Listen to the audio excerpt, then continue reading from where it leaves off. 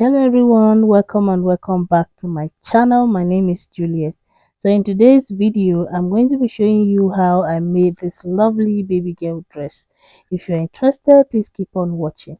Starting here, I have my lining piece folded into two using the baby's measurement divided by 4. The chest measurement divided by 4, chest 22 divided by 4, which is 11, 5.5 plus 2 inches of allowance, and then another 1.5 for zip, that is for the back, and then the half length is 11 inches, so I added extra 1 making it 12. So the length here is 12 by the chest.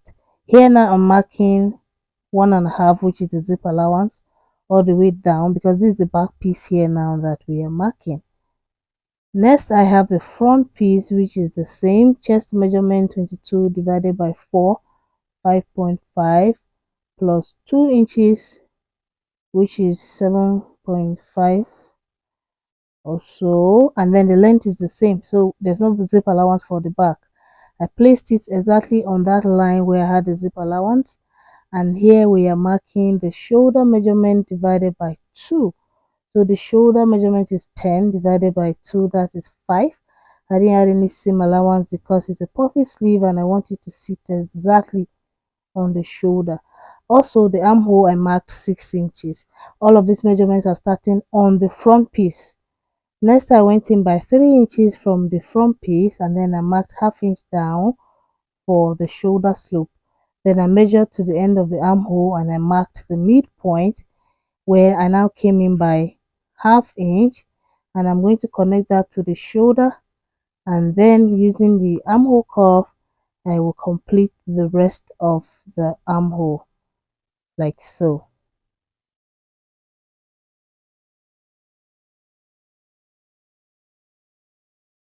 So if you're seeing my video for the first time, you are welcome. My name is Julian. Like I said earlier, we post sewing tutorials here every single week. I'm sure you don't want to miss that, so kindly click on the subscribe button. Here I'm marking the chest measurement divided by 4 again, and then I mark the same thing down. So the waist measurement is 20, which is smaller than the chest, but it's a baby, is going to have a belt, so I'm using the same measurement on the waist. Now the neck width is 3 inches, and then the neck depth is 1. I used 1 for the back, and then we will be marking the front neckline later on. Then on the down part I went in by ½ inch just to tighten the back a bit, and I'm going to slant that out to this up point like so. Now we're cutting out the back neckline. The front neckline is 3 inches wide and then 3 inches deep, which I didn't mark at this point, but I came back to adjust it and you will see. I'm also cutting out this back tightening like so, and that is it for cutting so far.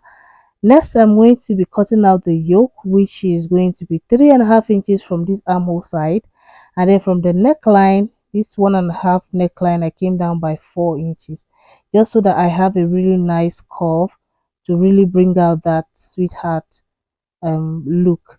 So 3.5 from there, and then on the neckline I marked 4.5 down, so I have this nice curve that you can see here now. So I'm going to be cutting this out now. Next I will place this on the main fabric I'm working with, and I'll cut out the same for the back and then the front. This is the front here, and then for the yoke you can cut that on a skin net tone, but I'll be using the same lace I'm working with, just without the lining. So this is the back as well.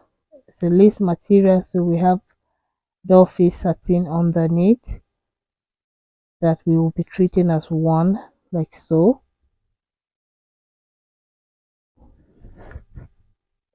Then here is the yoke part, so I cut out the same thing, but I added ½ inch around the lower part like so. I also cut out the skin net for the yoke. We're going to use that to turn the yoke. You can actually just use only the skin net, but that was not the design that we're working for. So this skin net works with turning your yoke perfectly, especially when you don't want to use a bias strip or something. Next is the belt. I have it 5 inches wide and then about 30 or 27 inches long. It's quite long actually. So folding it to two, I'm going to go close one end and then sew using half inch on the other side like so, after which I'll turn it to the right side. Now for the back pieces, now placing the lace on top of the satin, we're going to place our lining piece on it, right sides together, and go sew the neck and the zip side as you can see.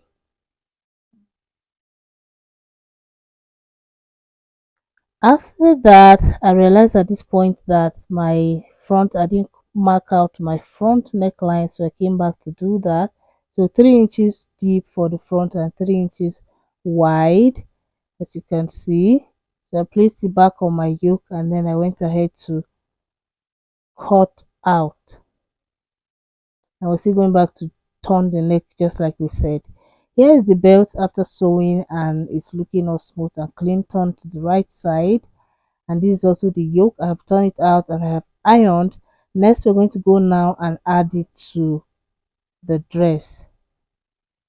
So starting from the middle, we're going to go sew to one end, then we'll sew to the other end as well, after which we will sew the lining over it just to turn it very neatly.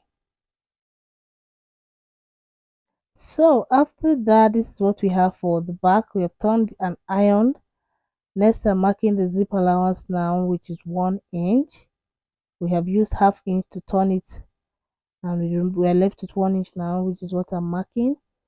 And then we're going to go now sew the zip line loosely because we're going to be taking the stitches off later on. Here's what we have for the back, and then here's what we have for the front. Is the neatness for me. So after that, we're going to mark the measurements, which I said we're working with chest of 22 inches, and we're using the same measurement for the waist. So from that zip line, I'm marking that 22 divided by 4, and then the same on the waistline. Next, I'm turning to this side. I'll be marking the same chest divided by 4 up here, and then chest divided by 4 down here as well. After that, we're going to pin the pieces together. So here I'm checking to confirm if I have half of the chest measurement up and half of the chest measurement on the waistline as well. Here I am marking 0.75 upwards from the hem. This is where the belt is going to sit. 0.75. I use half inch sometimes, but I use 0.75 here. That's 3/4 inch, and I think I like how it came out. So I'll be sticking to that. So I'm using my pin now to hold the belt in that position before I will place the front piece right sides together and go sew.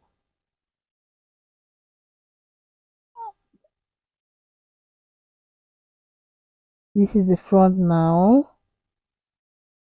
I'm making sure that the midpoints are matching, and then the shoulders are also aligned.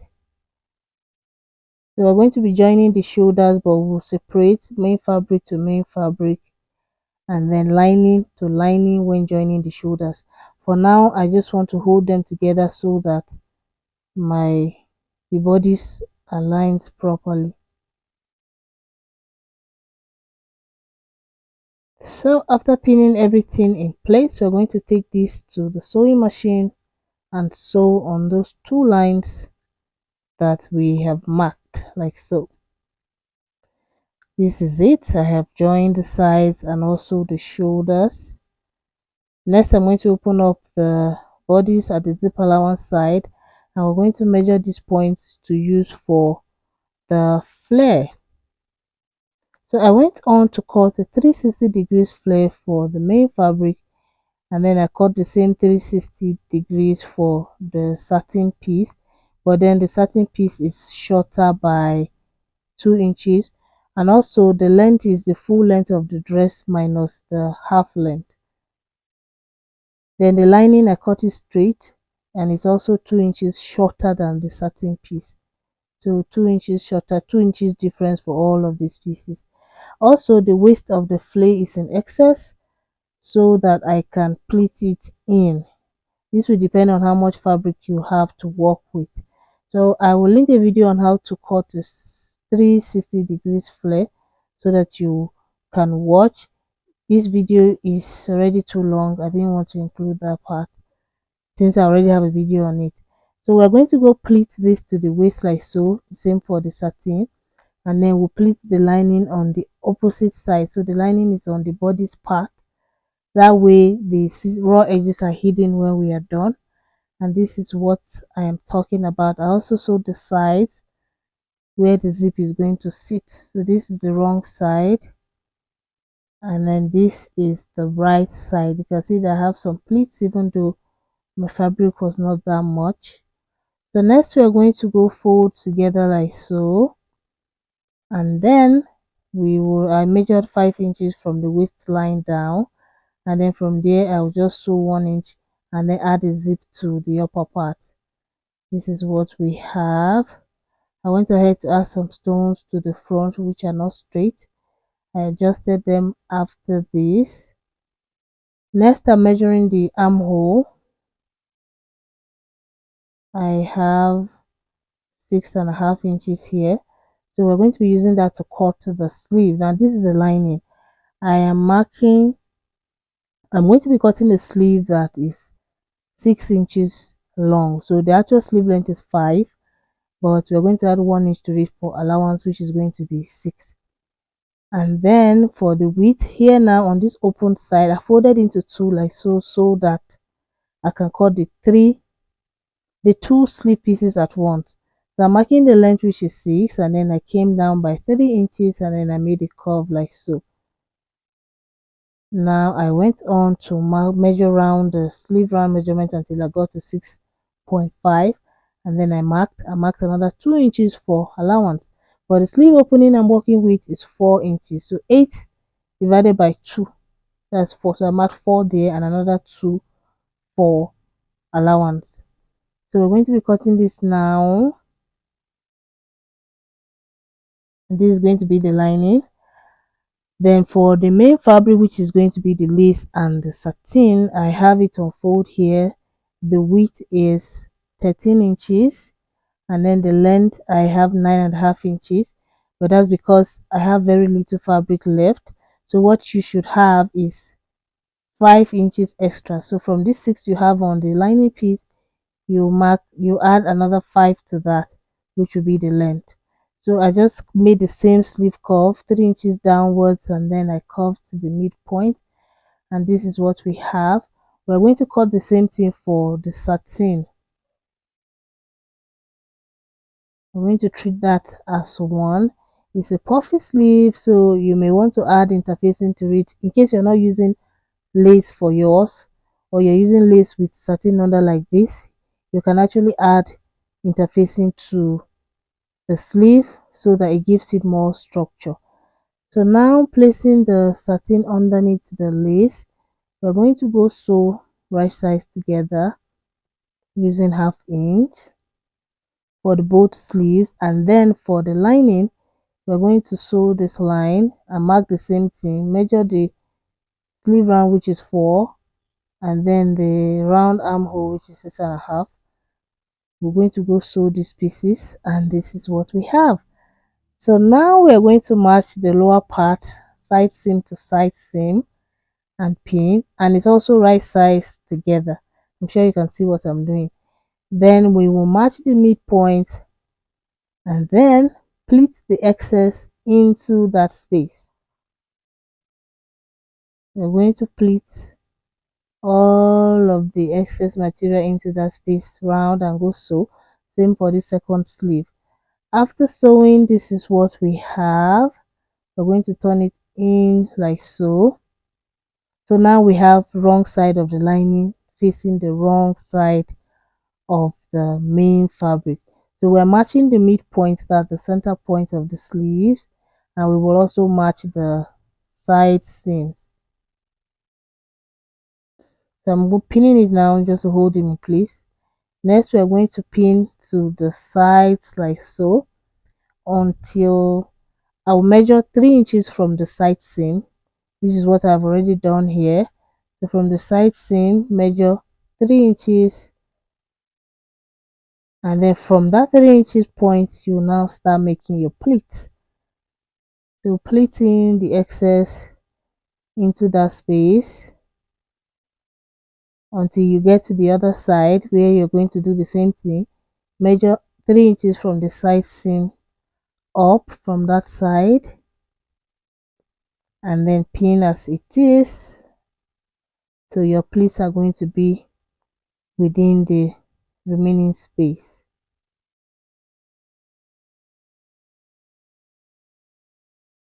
Please give this video a like if you are still watching. I would really appreciate that. It's going to help YouTube show this video to more people. Thank you so much. So from this side, I also measure 3 inches up, and then we're going to pleat into the space like so. After that, you can have your sleeve longer. So if you want your sleeve, maybe you want your sleeve 7 inches, your lining piece will be 7 inches long plus seam allowance, which will be 8. And then you make sure that the main fabric is 5 inches longer than that, and the width, I feel like 15 inches should work for any kid. So next is to join this to the dress, which we are going to match side seams to side seam, and then midpoint to shoulder point, right sides together, and we will go so round. And that is basically it on how to make this beautiful baby girl dress. Thank you so much for watching. Please like this video. If you have any questions, leave them in the comment section and I'll be sure to answer. Subscribe to my channel if you haven't already. Share this video with your friends, and I will see you in my next video. Thank you so much.